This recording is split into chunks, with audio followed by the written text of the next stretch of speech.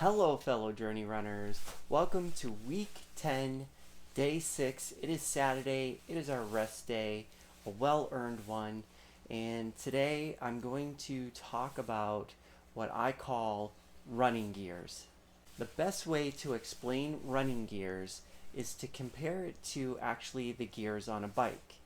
If you've ever ridden a bike that has multiple gears that you can change, then you'll probably know what I'm talking about. If not, then you'll probably have to use your imagination. But when you ride those bikes, you have the hard gear, which is what I call it, and it really takes a lot of power to push those pedals to get the bike moving.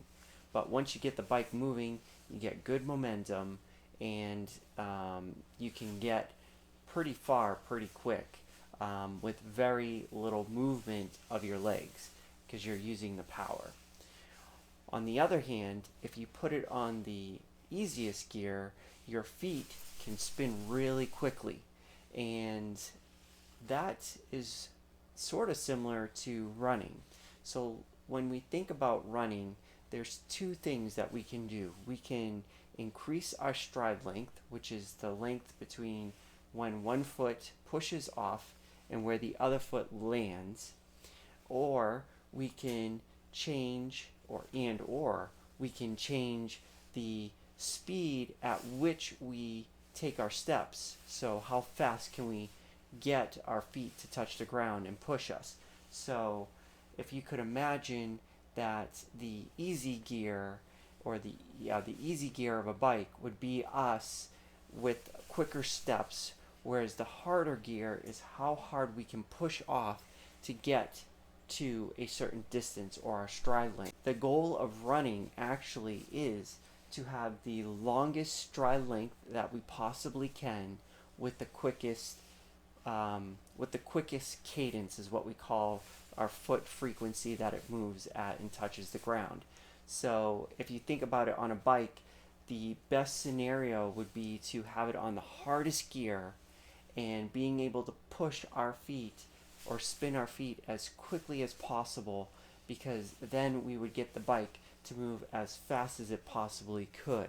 In running, it's no different. Our power, how long our stride is, and combination of our cadence, how fast we move our feet or our legs to turn over, will generate our speed. So that's what our speed is. It is the length of our stride plus taking in consideration how fast we can touch the ground. So if you could imagine maybe going 1 foot per stride, and it took you 1 second to do one of those strides at 1 foot. Now, if we could increase our cadence to, say, taking 5 of those 1 feet strides in 1 second, we would be much further. Does that make sense? On the flip side, if we were to make it our stride length 1 foot and our cadence was, say, 1 step per second, versus somebody who could push off and get a longer stride length, say 2 feet, in that same 1 second of a cadence, you could see that they would cover more ground quickly. So what does this have to do with us? Well, if you understand this concept, it will help you understand how to run different terrains. So what we're going to do tomorrow when we run our 30 minutes is, at the very beginning, in spots throughout the run, we're going to be checking our cadence. And how do we do that? So what I will say during our run is, let's check our cadence, and then I'll say start. And then I'm going to count for 20 seconds, or time us for 20 seconds.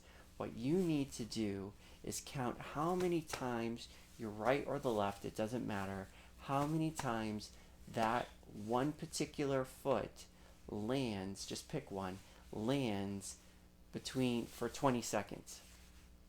So let's say that you are counting how many times your right leg is landing, and I'm timing the 20 seconds.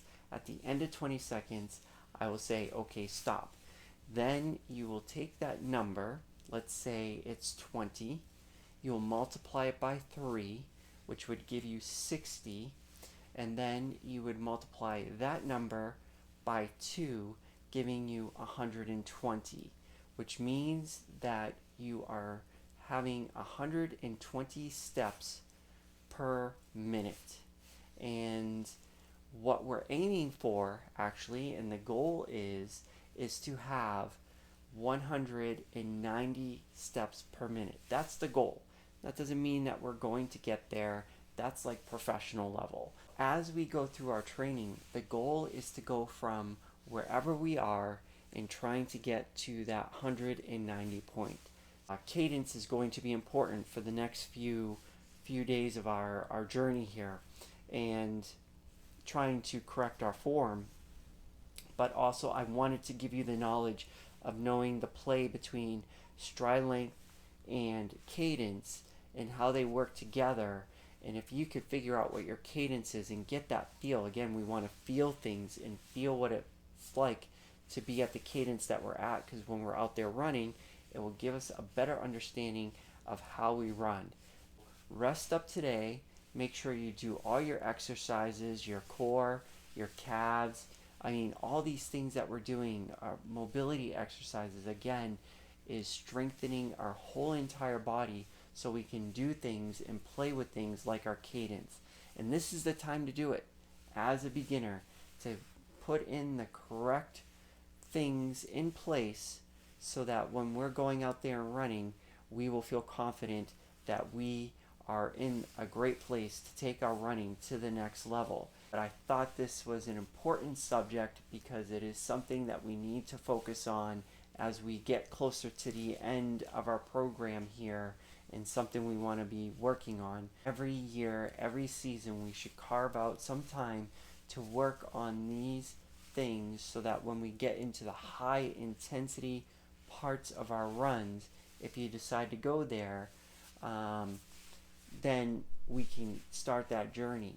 However, it is still important, even if you're not looking for high performance, because I'm not sure if you saw my other videos that I went live on. Please check those out on injury prevention, form running, one of the 6 major things that causes injuries if we don't have the proper form. And all the things that I'm talking about and giving you are the things that we need to have in place to help us prevent injuries and to take our performance to that next level. So, enjoy your rest day today. I look forward to seeing you tomorrow, where we'll have a fun 30 minutes, and I will see you then.